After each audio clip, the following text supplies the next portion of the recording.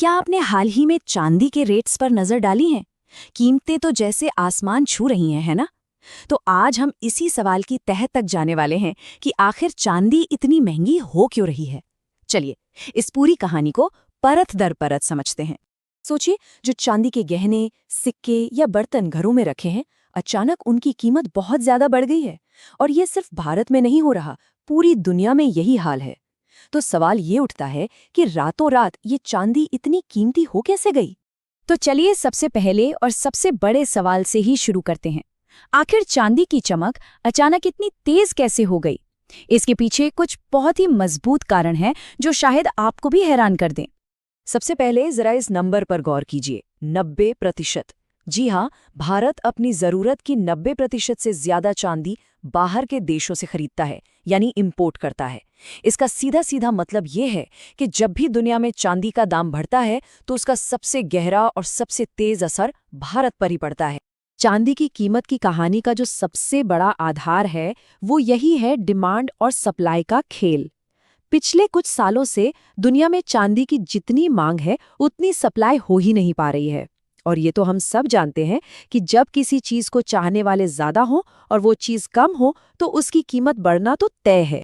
Economics की भाषा में इसे सप्लाई डेफिसिट कहते हैं, मतलब सप्लाई में कमी। ये वो सिचुएशन है जब किसी चीज की डिमांड उसकी सप्लाई पर भारी पड़ जाती है और नतीजा कीमत में उछाल। चांदी के साथ बिल्कुल एकदम यही हो रहा है।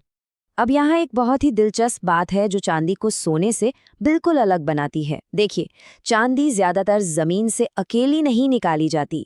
ये तो लेड, जिंक और कॉपर जैसी धातुओं की खदानों से एक बाय प्रोडक्ट के तौर पर निकलती है।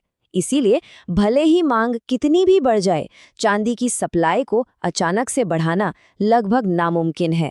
तो फिर ये जबरदस्त मांग आ कहाँ से रही है? ये आ रही है फ्यूचर से, एक नई इंडस्ट्रियल क्रांति से।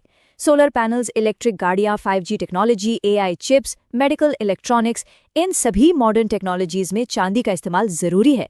ग्रीन एनर्जी और टेक्नोलॉजी की यही क्रांति चांदी की मांग को रॉकेट की तरह ऊपर ले जा रही है। ठीक है, ये तो समझ आ गया कि मांग और सप्लाई का बैलेंस बिगड़ा हुआ है। लेकिन अब सवाल ये है कि इस खेल के बड़े खिलाड़ी कौन हैं? कौन है जो कीमतों पर इतना असर डाल रहा है?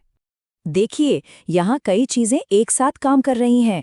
जब भी दुनिया में कोई टेंशन बढ़ती है तो निवेशक सोने चांदी को सेफ हेवन यानी सुरक्षित ठिकाना मानकर इसमें पैसा लगाते हैं।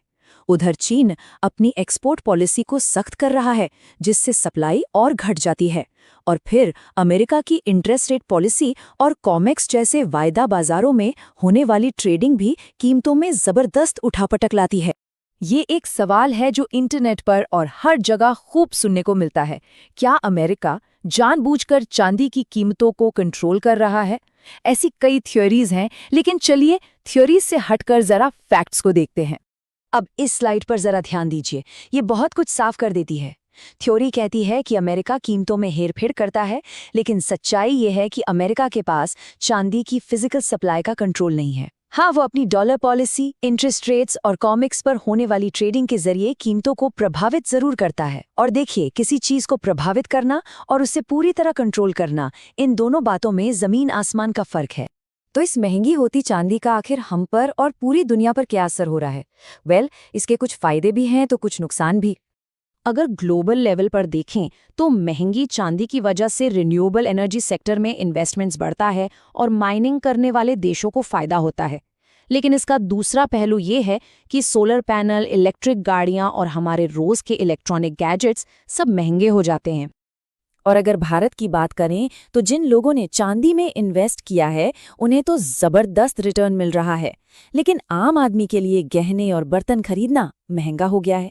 छोटे मैन्युफैक्चरर्स की लागत बढ़ गई है और साथ ही देश का इंपोर्ट बिल भी लगातार बढ़ता जा रहा है। अब आते हैं सबसे बड़े सवाल पर, आगे क्या होगा? क्या चांदी की ये तेजी बनी रहेगी? चलिए भविष्य की संभावनाओं पर एक नजर डालते हैं। तो एक्सपर्ट्स क्या सोचते हैं? शॉर्ट टर्म में यानी अगले 1-2 साल में हमें कीमतों में काफी उतार चढ़ाव देखने को मिल सकता है। अगर 3 से 5 साल के हिसाब से देखें तो डिमांड सप्लाई से आगे ही रहने वाली है, इसलिए ट्रेंड ऊपर की तरफ ही रहने की उम्मीद है। और 5 साल से ज्यादा के लंबे समय में ग्रीन एनर्जी की बढ़ती मांग और सीमित माइनिंग की वजह से कीमतें और भी बढ़ सकती हैं। और ये रहा वो आंकड़ा जिसका शायद सबको इंतजार है। जानकारों का अनुमान है कि लॉन्ग टर्म में भारत में चांदी का भाव 1.5 लाख रुपए प्रति किलोग्राम के लेवल को भी छू सकता है। जी हाँ, 1.5 लाख, ये एक बहुत बड़ा उछाल है। तो इस पूरी बातचीत का निचोड़ क्या है? चांदी की कीमतों में ये जो उछाल है, ये कोई साजिश या कॉन्स्पिरेसी नहीं है। ये एक नई औद्योगिक क्रांति का सीधा सीधा नतीजा है। एक ऐसी क्रांति जहां भविष्य की टेक्नोलॉजी चांदी के बिना अधूरी है। और हम आपको इसी एक सवाल के साथ छोड़े जाते हैं। जिस तरह से इंडस्ट्री और टेक्नोलॉजी में चांदी की अहमियत बढ़ रही है, उसे देखते हुए क्या चांदी भविष्य का नया सोना बनने की राह पर है? इस पर सोचिएगा जरूर।